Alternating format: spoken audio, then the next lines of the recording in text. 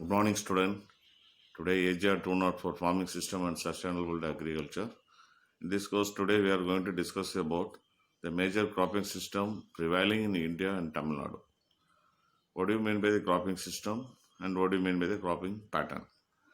In the first class, we discussed about the cropping system and farming system and cropping pattern and so many other terminologies used in this farming system course. So, what do you mean by the cropping system? So the cropping system is defined as the cropping pattern used in a farm with the interaction with the other farm resources available in the farm as well as other farm enterprises. That's the interaction between the farm resources and farm enterprises and farm technology, other technologies and other factors, that's socio-economic factors or other environmental factors which are influencing in this particular cropping system and giving the most maximum yield. That is called the cropping system. So the cropping system is supposed to be understand about the cropping pattern. So what do you mean by the cropping pattern? The cropping pattern, it is defined as the yearly sequential or spatial arrangements of the crops over a period of time. Either a 1 year or 2 year or 3 year, the cropping pattern will be changed depending upon the area or depending upon the region or depending upon the places. So this is called the cropping pattern. So in these connections, you have to now you are going to understand about what is the cropping systems prevailing in India, particularly in India and Tamil Nadu. In India, most of the cropping system prevailing is in a paddy cropping system. So from Kashmir to Kanyakumari, all the places they are cultivating paddy as in a cropping system. So in Kashmir Valley to Kanyakumari.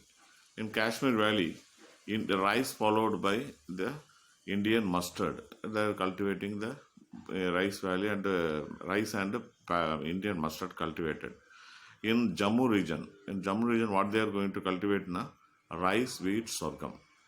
That sorghum is fodder sorghum. They cultivated rice, wheat, and so major prevailing in the cropping system. I have to divide the major is in paddy.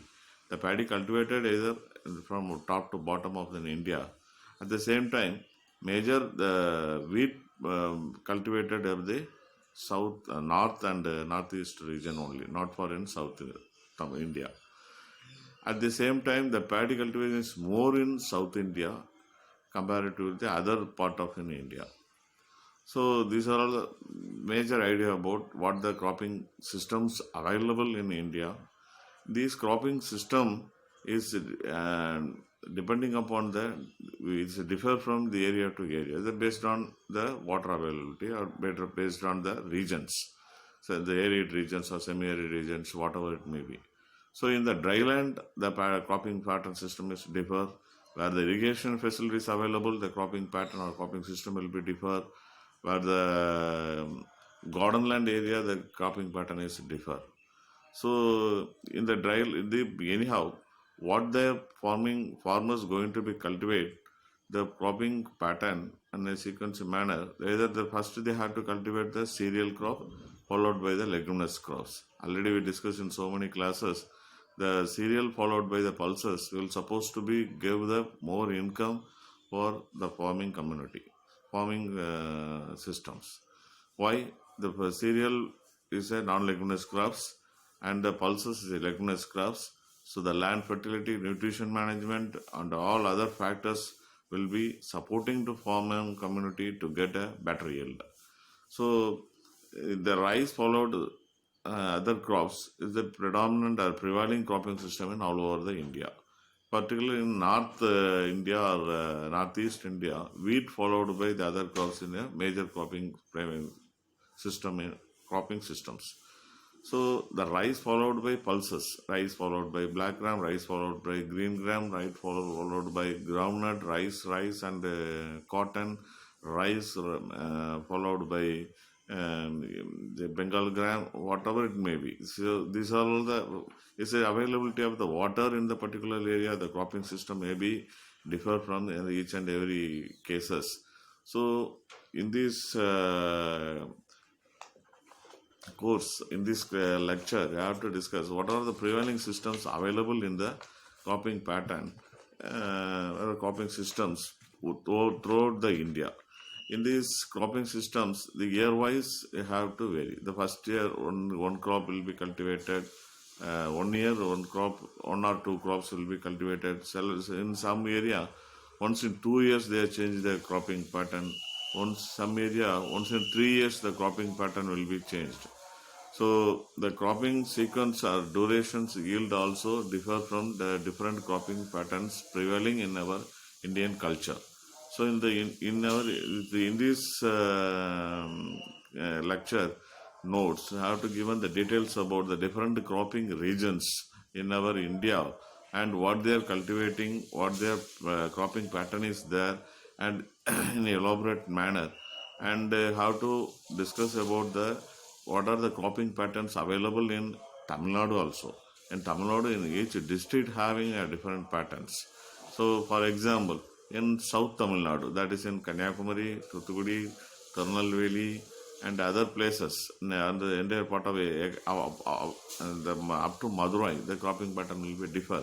It's depending upon the major cropping water sources available in this, based on the water and the other environmental sources available. For example, in Ramnad area, what they cultivated, they cultivated only the paddy crop as in a rainfed area for direct sowing method. Other than the in only once in a year, one period only. The other period they may not be cultivated the major crops. The same time in Kanyakumari district, the cropping pattern will be different. So depending on the water availability, they go for paddy, and some area they cultivated the rubber crops as a permanent perennial crops to get more yield throughout the year. So rubber growing farmers is mostly available in the Kanyakumari district. In this part of Tutukurin and part of Ramnad and part of the Virudhunagar belt, this is a dry area. So dry belt area. So during the rainy seasons, only farmers can able to cultivate the pulses, maize, and other dry crops. They are unable to cultivate the water loving crops. So like paddy and other things, they may not be cultivated, those kind of crops. They mostly concentrate on groundnut. They mostly concentrate on maize, cereal, pulses, and kambu, solam, like that. They have to cultivate it.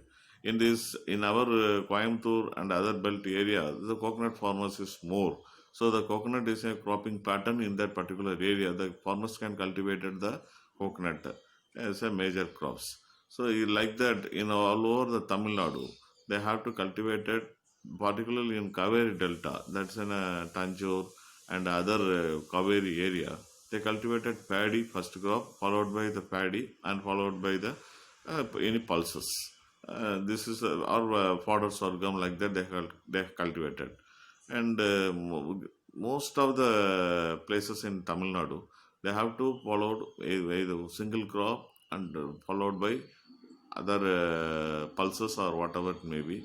The belt water resources available area only they moved for two crops or three crops.